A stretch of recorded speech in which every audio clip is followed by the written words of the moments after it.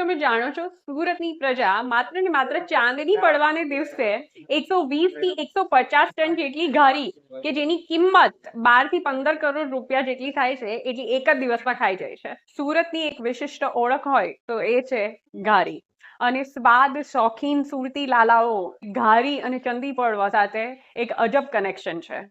તમે અહીં રોડ પર પણ લોકોને ઘારી અને ભૂસું ખાતા એ દિવસે જોઈ શકશો.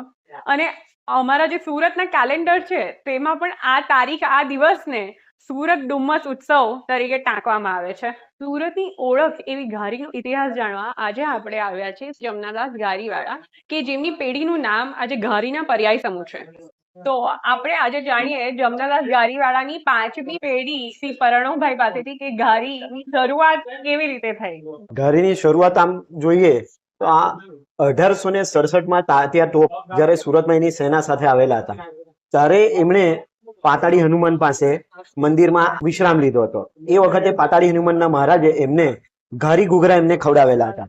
એ દિવસ હતો ચંદી પડવાનો દિવસ હતો. એ ઘારી ઘૂઘરાની રેસીપી તાના મહારાજે દેવશંકરજીને આપેલી હતી. દેવશંકરજીએ ઘારી ઘૂઘરાની શરૂઆત કરી.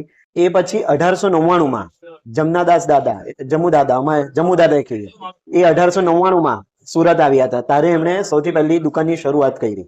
સ્ટાર્ટિંગમાં બરફી, તિરંગી ને સાથે સાથે ઘારી ઘૂઘરા પણ બનતા હતા. જમુદાદાએ એમાં થોડોક ફેરફાર કર્યો કે જે ઘારી ઘૂઘરામાં છે ને રવા નહીં બને, તેની જગ્યા પર એમણે માવો એડ કર્યો ને એની ઉપર મેદાનું પડ ને ઘી નાખ્યું. હવે એ વખતે માવા ઘારી એટલે સાદી ખાલી ચારોળી ને એલચીની ઘારી માવા ઘારી કહેતા હતા. જેમ જેમ સમય ગયો તેમ તેમ એમાં મોડિફિકેશન આવતા ગયા. બદામ પિસ્તા ઘારી એડ થઈ, કેસર બદામ પિસ્તા ઘારી એડ થઈ. અને બીજો મારો સવાલ એવું છે કે સ્વાદના શોખીન સુરતી લાલાઓએ એક વર્ષ ઘારી નહોતી ખાધી, તો એની પાછળનો ઇતિહાસ પણ તમે શેર કરો. 1942 ની વાત છે. હિંદ છોડો ચળવળ ચાલતી હતી. એ વખતે આપણા ઘણા ક્રાંતિકારીઓને અંગ્રેજોએ જેલમાં પૂરી દીધેલા હતા. હવે એને છોડાવવા માટે લોકોએ ભારત બંધનું આંદોલન કે ભાઈ ભારત બંધ રાખો. એ વખતે આ ચંદી પડવાનો જ સમય હતો. એ વખતે સુરતમાં પણ બધાએ વિરોધ કરેલો હતો કે ભાઈ અમે અમારા ક્રાંતિકારીઓ જેલમાં છે તો અમારે એ વખતે કોઈ પણ તહેવાર ઉજવીશું નહીં.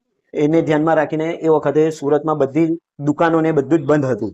એ મીઠાઈ ને ફરસાણ એસોસિએશનના પ્રમુખ અમારા દાદા જમુ દાદા હતા. એ સમયે અંગ્રેજોએ એમને પણ પકડીને જેલમાં નાખ્યા, પણ એમની ઉંમર વધારે હતી. તો એમને અંગ્રેજોએ એવું કીધું કે ભાઈ તમારી ઉંમર વધારે છે, અમે તમને છોડી દઈએ. પણ અમારા જમુ દાદાએ ના પાડી કે ભાઈ મારા સાથીઓ જેલમાં હોય તો એમ કે હું શું કામ બહાર જાઉં. એમ કરીને એક વર્ષ એવું હતું કે આ બધી દુકાનો, મીઠાઈની દુકાનો બંધ હતી ને એ વખતે ચંદી પડવો ઉજવવામાં આવેલો જ નહીં હતો.